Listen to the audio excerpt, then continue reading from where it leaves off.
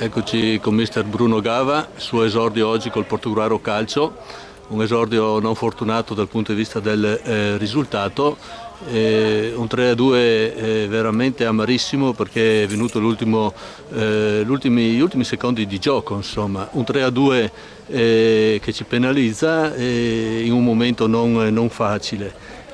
Però da dire che il San Gaetano è andato sempre in vantaggio e noi abbiamo rincorso. Che lettura dà questa partita? Ma penso che la lettura sia esemplare perché abbiamo preso tre gol, a parte il primo su un infortunio del portiere, gli altri due sempre su palle inattive. Dobbiamo essere un po' più smaliziati su calci da fermo perché perdiamo sistematicamente l'avversario. Dobbiamo migliorare tantissimo su queste situazioni di gioco qua e spero di limare il più presto possibile, perché sennò paghi a caro prezzo particolari che non esistono nel calcio. Bisogna sicuramente migliorare tanto su queste situazioni. Sì, da dire di positivo che sul 2-2 il Portogruaro ha provato a vincere, siamo andati due volte vicinissimi, un mezzo miracolo del portiere su doppia botta di Mazzarella e questo insomma vuol dire che la volontà dei ragazzi c'era, insomma. Sì, non posso dire niente ai miei ragazzi perché sotto l'aspetto dell'impegno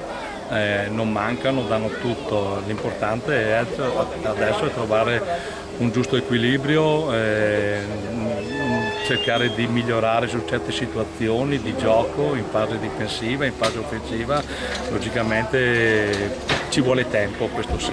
Sì, domenica giochiamo in casa contro il Noventa, lei ha una settimana per conoscere meglio insomma, i giocatori, la squadra ed imporre quello che è il suo gioco. Insomma. Sì, però su una settimana non è che si possono fare delle grossissime cose, ci vuole tempo, ci vuole settimane, ci vuole mesi in modo da assimilare quegli automatismi che attualmente ci manca. Sì, lei è un allenatore di esperienza, non si scoraggia certo per questa sconfitta. No, assolutamente no, se no non farei questo mestiere.